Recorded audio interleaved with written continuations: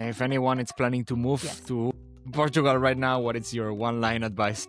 Plan ahead. Plan ahead because, like I said, everything takes longer, especially today, and lower your expectations in terms of timing when you're gonna get things done. It's funny to say because I'm Lebanese and moving to Lebanon was a culture shock for me. But I think, as you said, because I grew up in Europe, I'm still very I have a European mentality in so many ways. I always tell people that I am too European for the Middle East, but I'm maybe a little bit too Arab for Europe. So that's why Portugal works well for me. It's very similar to who I am. Or Southern Europe, Italy, Greece, Portugal. These countries speak more to my soul, I would say. In whatever you do, just make sure that your heart is in it. Whether it's a move, whether it's a relationship, whether it's a job, no matter what, don't listen to anyone. You can take advice, you can listen, but the decision must be your own. And if your heart is not in it, don't do it. That's the best advice I can give. Today's episode is all about identity shifts, inner growth, culture shock, and reinvention. The guest is someone whose journey combines international journalism, transformation, spiritual alignment, and relocation. Formerly a nuclear energy correspondent and journalist, now a human design reader, energy and crystal healer, currently living in Portugal after years of living and working all over the globe, including France, Lebanon, and the Emirates. In this episode, we'll explore not just where she's from and where she lives, but also how she evolved and how that can inspire or help other expats. Today on Expat Experts, Caline Malek. Let's start.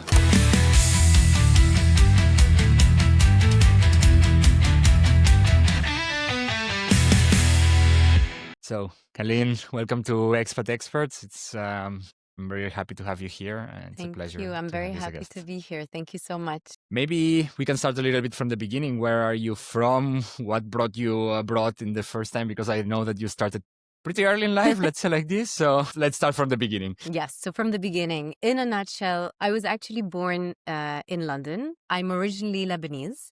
But I've lived in Europe most of my life. So born in London, I was there until I was 10. And then I moved to the south of France until I was 18. And then I went back to London for university until I was about 24. And then I studied journalism, specialized in the Middle East. So I moved to Beirut, which was familiar territory. I lived there for 1 year, which was an interesting experience. When you're used to Europe, living in Lebanon is not very easy. And then I moved to the UAE. I was in Dubai for 11 years, and then I moved back to the south of France for 1.5 years, and now I've been in Portugal for almost 3 years. So I've been around. Quite a lot of back and forward, yeah, definitely. A lot. Maybe why the moving, especially like the first early years, I suppose it's more family related than you doing that Until choice. 18, it's family related for sure. Definitely, no, it was not my choice. I mean, it was a great experience, definitely. But yes, that was family related. And then obviously back to London was for university. And then because I specialized in the Middle East, I wanted to be a journalist in the Middle East. Because I'm Lebanese originally and I have extended family in Lebanon, I thought start in, familiar territory. So I tried that. It was too chaotic for me. And then I decided to move to the UAE because I felt, especially in 2010, when I first moved there, I realized that if you want to work anywhere in the Middle East and make good money, or at least be financially independent, the only place that's stable and where you will have, a good income at least was the UAE at the time. So that's why I lived there. But then, I spent 11 wonderful years there. It was great. But I experienced COVID there as well, which was a bit difficult. And that kind of fast-tracked my missing nature again. I missed my parks. I missed all the greenery I grew up around. And so I decided to then move back to the south of France where my family is based. But again, when you're there at 18 and when you're there at 36, it's two very different experiences. And it was good as a transitory point because it was, back home, quote unquote, in a way. But then I visited Portugal because I had a residency here and I had to come here for 7 days per year. And it was my first time visiting and I fell in love with it. And I just decided to move here. Okay. Yeah, in a nutshell. Interesting. In Dubai, you were still working as a journalist. Yes. I know that you did a pretty enormous career shift. So Yes. I was also wanting to place it in there. Yes. So you were a journalist specialized in Middle East. Exactly. in which kind of journalism? So I worked for 8 years at a newspaper in the UAE. The last 5 of those, I wrote anything that had to do with diplomacy, security, defense, and nuclear energy. And then after, it's very, very different to what I do today. But it was a great experience. I mean, I definitely have that side of me that loves these things. But I mean, it was a good experience. It allowed me to travel a lot. I was exposed to so many things. It was wonderful. I achieved what I wanted to achieve there. And then 2 years before COVID, I decided to start freelancing. I felt like I had reached a ceiling at the newspaper and that, the next step for me was to freelance. And it was the best decision I ever took because that allowed me to then live anywhere I wanted to live, you see? And so that's what allowed me to then move back to Europe. I'm still a resident in the UAE, so I still go and come back. And I'm still a freelance journalist. I still work in that field. But that has allowed me to be based, I am, of course, between the UAE and Portugal. But I would say most of my time is spent in Portugal by choice. But it's a blessing when you work for yourself in a way, because then you can live wherever you want, So absolutely. Yeah. So the location independence, yes, came with the freelancing, Yes, let's say like definitely. this. It normally comes with it. Exactly. Maybe the biggest question that I had until now is just like, when does this shift of mentality, it was pre-COVID. So a lot of people had this shift of mentality. Yes, my God. During So COVID. when COVID happened, I was like, okay, I'm used to working from home. I've been doing it for 2 years. I mean, I used to go to cafes as well, but still, it wasn't a shock to me. I had already had my, you don't stay in pajamas all day long. You get up and you shower and you get dressed. I had been doing that for already 2 years. So it was great. And I think that came because, like I said, I felt I hit a ceiling at the newspaper as a journalist, as a reporter. If you want to keep growing in a newspaper, you have to literally change jobs. I would have had to become an editor. And I didn't want to be an editor. I loved, working on the ground and being this journalist that goes around and discovers so many interesting things. And so I just realized that, okay, in order for me to maybe move to the next level, freelance worked great because you can work for so many different organizations, newspapers, and anything really. So you never really get bored and you still learn so much. And you have the flexibility, which was huge for me. So yeah. Did you had any moment where we said, okay, I'm not leaving, like Lebanon, in France, like I will be living here forever? Or it was always like inside of you to say, I'm moving all the time? No. I was married when I was in Dubai. And so, my ex-husband lives there. And so I thought really that I would build a family there and all of that. I would have liked to eventually come back to Europe, but I didn't think of it. Obviously, my priority was my marriage back then. And then we divorced amicably. And so I decided, okay, well, now I can leave. Now I can leave because I don't have anything really tying me down here. You know what I mean? It was a blessing in that sense because I really followed my heart, which was to come back to Europe. I always wanted to come back to Europe. My foundation, my first 24 years were here. So I am still very European in the way I am, This also interesting because you touch like places that are culturally very different. But at the end, you also have it on your core. So at the end, you come from a family that is from Lebanon. So at the end, going to Lebanon, I suppose it was surprising, but it was not super strange either. No? Yes. How was this whole transitions and these challenges of moving to new cultures? I mean, my parents left Lebanon in the 70s. So they really, they were surprised that I would go back there. But obviously I went there for a specific reason because I wanted to start off in the Middle East and it felt more comfortable there. It's funny to say because I'm Lebanese and moving to Lebanon was a culture shock for me. But I think, as you said, because I grew up in Europe, I'm still very I have a European mentality in so many ways. I always tell people that I am too European for the Middle East, but I'm maybe a little bit too Arab for Europe. So that's why Portugal works well for me. It's very similar to who I am. Or Southern Europe, Italy, Greece, Portugal. These countries speak more to my soul, I would say. So it was a culture shock. I mean, namely because Arabic is my third language. French and English are my first and second. Arabic is my third. So in Lebanon, I was actually treated like a foreigner.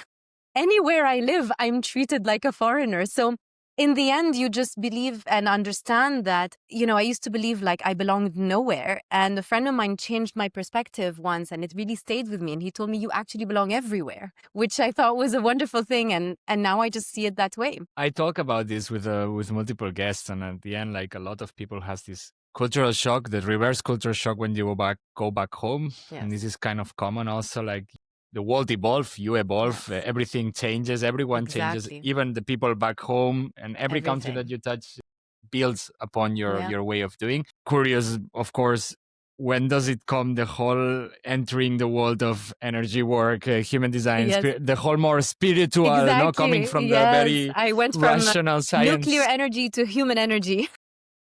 Yeah. How does Yes, that it happen? feels crazy. I mean, I started doing energy healing as a client about 10 years ago. I encountered an energy healer. I was a bit, interested in it. And so I started, doing like sessions with her, and it started to make me feel better. And it's, my life started to change in really positive ways. Of course, it's not to say it's a super easy journey. No, but the result is definitely worth it. And I was creating, this life that I actually really wanted more and more and more. And so that led me to start, diving into other things that started to make me feel good, like meditation, like yoga, different practices that I started, diving into and discovering, oh, this is interesting. And then, of course, when I was married, I had, before I divorced, it was a difficult time for me. And also we got married maybe 6 months before COVID. So it was a very like, bam, very harsh, abrupt awakening in that sense. But so in these cases, you have two choices. You either go completely nuts, or you really go inwards and you find out how you are going to solve this issue. Because ultimately only you are able to, and only you are responsible for your own well-being and sanity. So I really focused on that, and slowly but surely I started becoming guided to what, is called human design, which I studied in the end. And I'm a reader and a coach in that today. And it's basically a system that tells you who you are consciously and unconsciously at birth. And I just realized that I was helped so much 10 years ago when I was a bit lost in my life, and that if I can do that for someone else, then that's, my job here is done, really. So that's how it led to that in that sense. What about the differences between doing a job structured in the sense Very of different. like also probably much more accepted the one than the other, 100%, also yes, or definitely. more socially seen, no? Definitely. Does it affect you? I mean, you're combining both, so Totally, you're touching yes. both still. I feel, what's interesting is that now I'm actually combining both in a job that I'm doing with someone very dear to me. And I'm actually working with words in her spiritual courses. I'm editing and I'm writing things for her spiritual courses, which I think this is perfect because it blends both worlds of mine. But it's true. I feel like spirituality and anything related to that field of well-being, it's still quite nascent in the world today. It's still quite young. I feel like a lot of people think it's all a bit of like woo-woo and like la mystical stuff. And journalism is basically the opposite. It's facts, it's logical, it's information, And I just feel like as human beings, we are all a bunch of contradictions. And that's what makes us so interesting, right? And I feel that for me, I have these two contradictions in me where I love everything that's logical and fact-based and source-based, but I also love this mystical world. And I find truth in both of these. I find that the reason I actually went into journalism was that I wanted to give a voice to people who needed help, who wanted to have a platform. So in a way, it was a way of helping people. That's why I got into it. And so spirituality is another way of helping people in the sense that I'm here to help, whether it's through words or whether it's through energy. You know what I mean? So yes, like you said, it's not very common. It is gaining momentum. I think Portugal is also a place that's very, in Europe at least, it's the most open to that stuff. It attracts a lot of people in that. And I think that we will see over the years and the decades to come that this is actually going to boom, I feel. You feel that in Portugal they have like more like a mindset that it's getting close to it? Or? I wouldn't say necessarily the Portuguese per se, but definitely the country and the people it's attracted, we always call Portugal, the tech hub of Europe today and the well-being hub of Europe as well. It has attracted a lot of people who work in this field because the lifestyle is very similar to what, I don't want to say these kind of people are like, because I'm kind of one of them, but I feel like I don't really fit in a box. But it is true that living here is a very, it's a very nice and easygoing lifestyle. It's not like London or Dubai or New York, where it's extremely fast paced. That's not necessarily going to go very well with, I would say that lifestyle. You know what I mean? Yeah. So there is a little bit more of like relaxation in the sense of Yes. like living it Yes. calmer, and that also allows probably to the introspection Yes, a little bit I think more. so too. Most of Southern Europe is into this laid back atmosphere, but I think here it has attracted people who work in this field. So it's definitely on the agenda here, I feel. Yes. We already entered into Portugal, so maybe I would say we jump directly to the fast reply round. Yes. I will ask you the same questions that I ask every guest, and then you can explain from your own experience, Yes. of course, that is always from you, and what is your experience in Portugal so far. Of course. The first question that I have, it's cultural adjustment, like the thing that took you a while to adapt when you arrived to Portugal. I would say, even though in Lisbon you don't need it as much, the language barrier, because French, Arabic, English, fine, but Portuguese, this is a whole other ball game. This is a whole other ball game. I even studied German in school, so I was nowhere near Portuguese, It's not like I studied Spanish. But yeah, that I would say was the biggest difficulty when setting up my apartment, water, electricity, government things that they don't speak English. So that was difficult, I would say. That was the cultural adjustment mainly. Social life? How do you meet friends in Lisbon? How do you... So I only knew 2 people when I first moved here through my sister. And they introduced me to so many people, and that introduced me to so many people. And also apps, believe it or not. Bumble has a BFF option, and 2 of my really close friends today, I met them on Bumble BFF. They are very close to me. I mean, one of them keeps my cats until today when I travel. And people are just really warm and open here, because a lot of people like my age and who live here and who are not Portuguese in that sense, they're a bit in the same boat. So they're very open to meeting new people. Cool. Yeah. You touched the next one a little bit, but language. I mean, I suppose in Lisbon you can get a little bit more around with English. Yes, you can definitely get by but you with need English. to learn Well, Portuguese? You don't need to if you don't want to.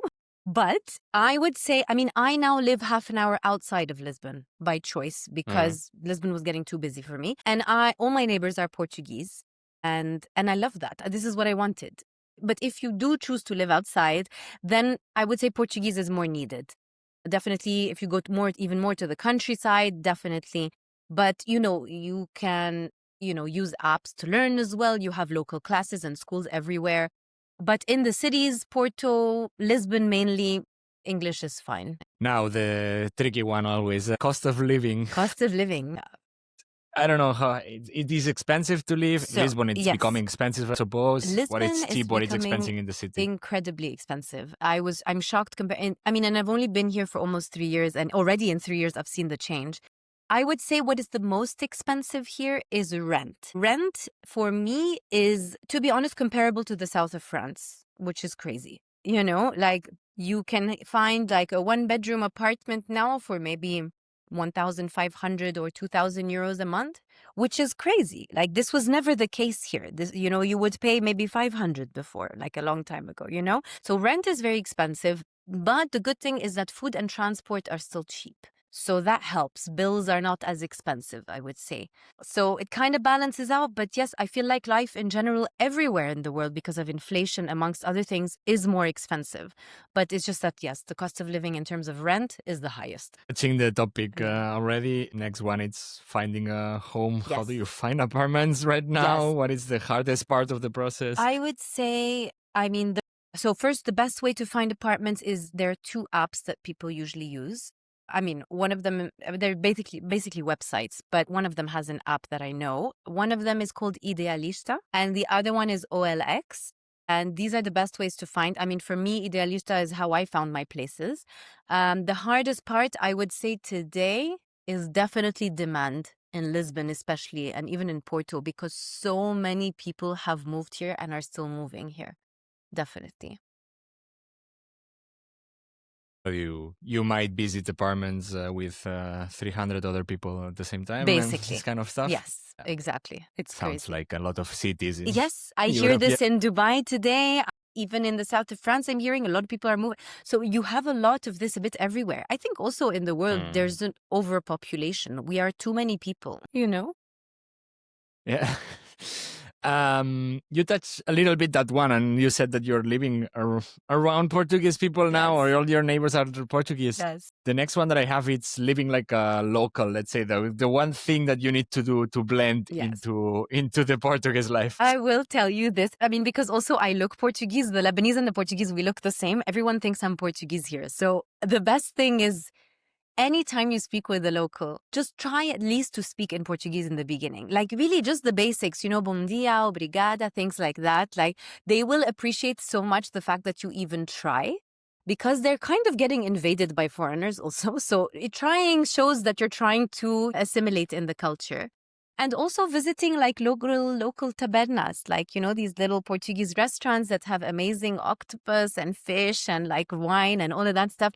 Really just like avoid touristy restaurants. There are so many of those today as well. I mean, I have a list of restaurants which I know are very local, but I would say definitely try to speak the language and try to visit local restaurants. Sounds familiar. I mean, for me, who I lived in Greece, I'm sure, for some years, right? It's the same. The tavernas are always the connection. Exactly. Yeah, that's your way in. Next one I have, I don't know if you have a lot of contact with the work life and work culture in Portugal right now, but maybe from context that how is the work life? I know because, of course, I have Portuguese friends and I see also how it is here. In terms of like the work-life balance, it's very relaxed, definitely. But I would say that salaries can be very low here. I find this a huge discrepancy in the rent prices and the salaries that Portuguese people get paid. It is just mind-boggling to me. But otherwise, the work-life balance is still very relaxed. The Portuguese enjoy their life. I mean, we had a power outage here a few months ago. And everyone just went outside in the park and they were drinking wine like no one was stressing out, So, that's more what the life is around here, Cool. Yeah. Next one that I have, it's getting around. You touched that it was cheap, the transportation, but how do you move around? Like you use car, you use the metro public system? So when I lived in Lisbon, walking everywhere, metro, trams, trains, all these things were great. At least in my experience, even buses, like wonderful. I had such a good experience with the train, and the metro in Lisbon. You can also get like a monthly pass or when you're in Lisbon. Now, because I live outside, I got a car. I'm half an hour from the city, but I find that even when I did live in Lisbon, I would rent a car every weekend or once every 2 weeks to go out and discover, because Portugal is such a small country, but so you can go see so many things very quickly. So that's what I would say. Public transport is good, at least in my experience. But if you're out and quite far from a city, I would recommend a car so you have your freedom to move around. Makes sense. Yeah. The ninth question that I have, it's healthcare. How does the system work? It's easy to access. It's good quality. Yes. I would say that, yes, the doctors are good here. Definitely, from what I've experienced, the doctors, the dentists, they're very good. It's just that the public system, I mean, it's good, but it's just a bit slow. Booking appointments, even in private clinics, sometimes it depends on the time of the year. I would say August is the best time because everyone leaves. So that's the time to book, because then you'll get an appointment really fast. But you do have some like long waiting times for appointments, depending on the place. But I would say don't expect punctuality here. Okay. But I'm Arab, so it's fine for me. In general. Not just for that, but in general. Yeah. But it's still good. Like, there's a lot of doctors. It's not like you're not in a developing country either. Next one, normally it's always the one that everyone complains. Yeah. It's bureaucracy. Yeah, this is tough here. Dealing with paperwork, visas, permits.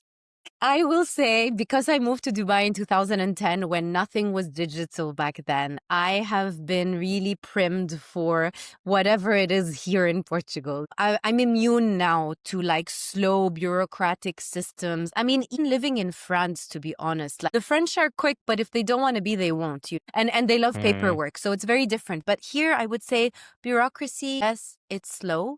And so I would say as much as possible, start everything early as possible, because it really is, it takes a lot of time, a lot. Yeah, there's no way around it. I mean, you can pay companies who will do it for you if you have the funds, but yeah, otherwise patience is your virtue. Like majority of places with bureaucracy. Exactly. Nowadays it's crazy. Exactly. But Tell me one country where this is not an issue.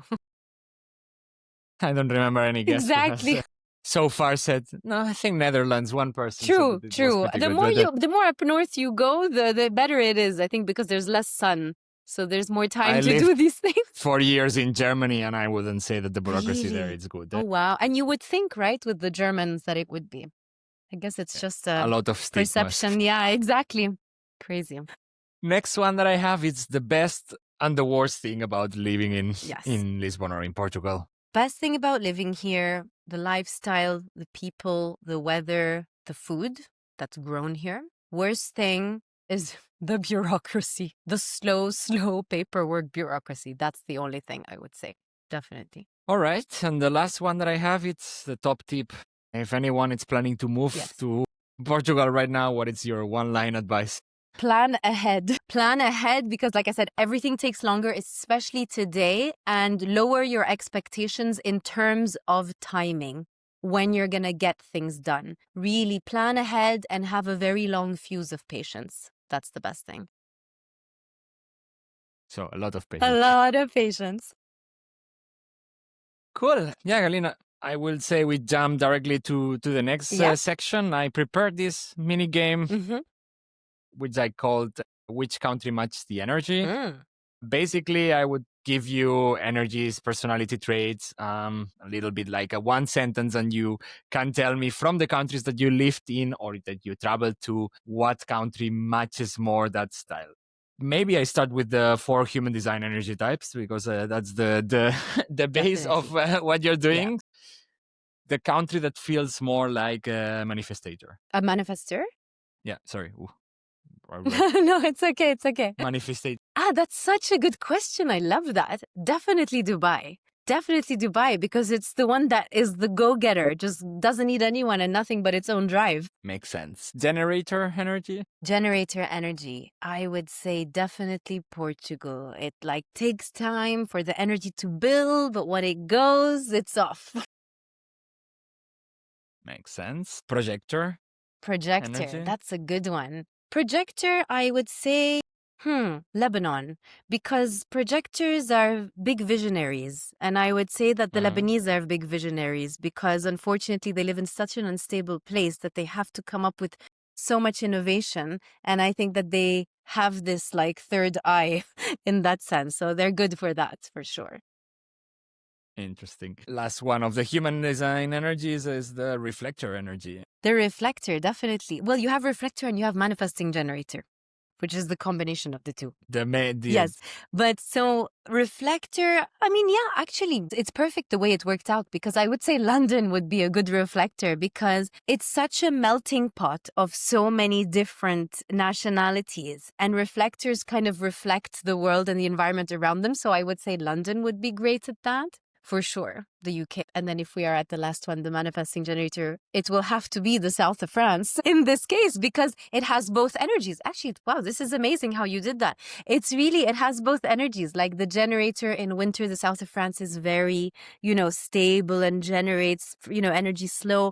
But then like in the summer, it's that manifesting energy, and it just goes, and there are parties everywhere and so many people and la la la. It's crazy. So yeah, that's definitely it. So you touch 5 countries, 5. Yes. Amazing. I wasn't planning that. I know, but I'm telling you. We didn't talk about this before. It's amazing how it worked out. It was meant to be that way. I prepared a couple of more generic ones outside of the energies of human design. These are more like the best country for, let's say like this, yes. Or the countries that for you reflected a little bit more that Yes. one. First one that I have in this section would be the best country for grounding. That's great. Depends how old you are. But I will say, obviously, I'm going to use how old I am today. But I would say the best country for grounding for me, definitely Portugal. Definitely Portugal. It provides everything that you would need to be grounded. Best country for reinvention. That's a good one. Although I will say Portugal again, but I will say something else. Because it can be anywhere. But I would say, let's say Dubai for that. It has to be the ones I've lived in, right? Obviously. I mean, if you know any other Well, one because of any I reason. have more experience with these countries. So let's say reinvention, actually, definitely Dubai. Because it also provides you all of these tools to reinvent yourself so many times. And it's a city also that has reinvented itself so many times in such beautiful ways. Best country for creativity. London, UK. I mean, I say UK, but I specifically mean London. I mean, creativity, it's the name of the game there. You know, like you cannot find a more eclectic place than London that will generate that. Makes sense. A lot of pot of things going Everything. on. Yeah. I grew up with punks in the 90s. It was amazing to watch that. Love Canada. Yeah. Yes, me too. Best country for emotional clarity. Emotional clarity. I would say the south of France. I mean, because you have so many beautiful mountains, the Alps, which you also have in Italy in the north. And for me, these mountains have provided a lot of clarity. Like you just go, you perch yourself up there on your own, or you go do hikes and you get lost in nature. And that just does the whole job for you. It's lovely. I have two more. Yeah. The next one, it's best country for career breakthroughs. Wow. It depends what industry you're in. But I would say, I mean, country for a career, I think I would also stick with the UAE. You know, the United Arab Emirates, like there's a law in Dubai, in Abu Dhabi, like you can do a lot there, definitely. And I would say it gives a lot of opportunities for younger people in today's world that we live in, especially. And the last one that I have, it's best country for healing after a life transition. I mean, for me, this is definitely a personal experience. It's definitely Lebanon. It's a combination of Lebanon and Portugal, but Lebanon, if you don't live there, for me, it's a very healing country because it also has, I mean, my favorite food, but it also has these incredible mountains as well. And because, you know, I think my roots are from there, it's a personal thing where I feel like I'm being held by literally my mother, you know? So I feel like it's a beautiful thing. Some kind of connection. Yeah, also, exactly. But it's not only. Okay. Exactly. Nice. So before we wrap up the whole episode, Caline, I want to leave you a little bit of space, let's say, to talk about, develop a little bit what we already talked about. What are you working on? What are the current projects that you are doing in, I don't know, anything that you're doing right now, but also, for example, where my listeners can find your work and where they can get in contact with you if they are interested. Definitely. Yeah. So what I mainly work in, I mean, freelance journalism aside, is human design, as we mentioned, which is a tool, you know, it's a blend of science and spirituality together. And it tells you who you were before you were conditioned by the world, basically. So it tells you your true nature when you were born. And so it's very helpful because that doesn't change. That's how you're meant to be when you were born. And so you kind of learn, you know, how you've been conditioned in your life and how to get rid of that. Then, you know, instead of telling yourself or asking yourself, is this me or is this, you know, my parents who told me to be this way or school or society, you will actually know exactly what is you. And then you can work towards becoming that again. And when you do that, you start to attract all these incredible things that are meant for you in this life and that you want. So basically, based on your time, date, and place of birth, it generates a chart that I've learned how to read. And so I do these readings for people, which are an average between 3 and 4 hours, but I don't do them in one shot. I do them in 1 hour sessions. Otherwise, we will all get exhausted. 1 hour sessions, I record the audio. I do it either in person or with Zoom. And I then send the audio to the person so that they can keep it for life because there's so much information. So, you know, as you grow and you evolve, you will start to understand things differently. And then some people also choose to continue coaching based on human design. So it's very easy to know if there's a fork in in the road in your life, or a big decision or anxiety regarding something, we can know exactly pretty much where it's coming from and how to deal with it, to bring you back to your nature. So that's one thing that I also do. And I'm also a crystal energy healer. So I use crystals to realign people's chakras. So we have all these energy centers in our body. And sometimes if you have physical pain or discomfort, what this helps to do is that it helps to unblock that stuck energy, or it helps to release anything that wants to be released. It helps you to feel grounded and clear again. And this I also do in person here in Portugal, but I can also do it virtually online. So how it works is the person puts the camera, they sit where I see their body from head to toe. They send me a picture of themselves on the day, and I put the crystals on their photo, and I use my pendulum to kind of help to realign their energy centers, basically. So in a nutshell, that's everything I do. And to find me on Instagram is very easy. My handle is Caline by Nature. And then I have a website, calinebynature.com, and email humandesignbycaline@gmail.com. But I would say Instagram is the easiest way to do it. I mean, as always, for the listeners, the links will be in the description of the episode. So if you're interested, you can get them there. Yeah. I actually have questions because I'm zero into this world. So it's just it's curious because I had interviewed the first episode of this new season. Yeah. It's an episode that it should be already released when this goes live. She's an astrologer. An astrologer, yes. Analyzes astrology. There is astrology in human design as well. She was talking about the birth chart yes. that they do with astrology, and how this one changes depending on when you move to a new country. Yes. That's fascinating. Is it similar? So the only thing that's similar is that there is some astrology in human design, but that's the only similarity. Astrology basically tells you the movements of the planets and how it affects you when you move, for example. That's more like astrocartography, which I also love. But what I do in human design is that it tells you pretty much how the planets were placed, let's say, and the stars were aligned the moment you were born. The moment you were born, that's what determines your conscious personality. And 3 months before you were born, your unconscious was formed from what you took from your parents and your grandparents. That's at least in human design how we work. So human design, it's basically, it combines a lot of old wisdom traditions. So the Hindu chakra system, there's the Kabbalah tree of life, there's some science, there's I Ching. I Ching is ancient Chinese mathematics that were used to better understand human nature. And there's also astrology, there's human genetic coding, there's science. It's very, very intricate. And all of these systems come together to speak the same language, basically. I mean, astrology is also fascinating. It's just that it's a slightly different practice in that sense. And when you have this chart, you do these 3-hour sessions in 1 hour each. Yes, exactly. You end having these recordings that it kind of categorizes you a little bit on exactly. What is your nature? Exactly. It tells you, the energy you were born with, like we discussed, all the ones that we mentioned, these are energy types. So it will tell you that.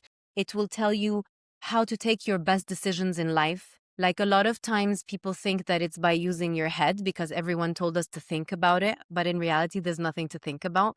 We have these very intelligent organs in our body and they speak to us at every second of every day. And human design will tell you which one is your wisest one for you, and so how to take your decision based on that, because it's very different. Some people decide instantly, others have to wait. It's not the same for everyone. So that's another way of doing it. It also goes into your DNA of telling you literally, it's so detailed. It tells you so many detailed things about your personality, and consciously and unconsciously. It actually tells you what is conscious, what is unconscious. It tells you your life purpose, how to best eat, how you take in life, how you take in information. It's like a scan, your blueprint of your whole physical vessel, basically. Thanks for the clarity. My pleasure. Yes, I describe it as a journalist. Great. Combine again. Exactly. Caline, thank you so much for sharing your story, your transformation. Thank you. The whole also the work that you are doing. Again, for the listeners who are interested, in the description there will be the links to everything, Instagram, website, everything. Maybe if you have any last, message for the listeners that you want to share, I can give you a couple of minutes more. Thank you. Anyone who wants to move abroad, for example, and it's looking for inner peace or like finding alignment. I mean, you know what? We can combine both and say like life advice, like the life tip. The best life tip, exactly. At least in my 40 years on this earth, what I will tell you is in whatever you do, just make sure that your heart is in it. Whether it's a move, whether it's a relationship, whether it's a job, no matter what, don't listen to anyone. You can take advice, you can listen, but the decision must be your own. And if your heart is not in it, don't do it.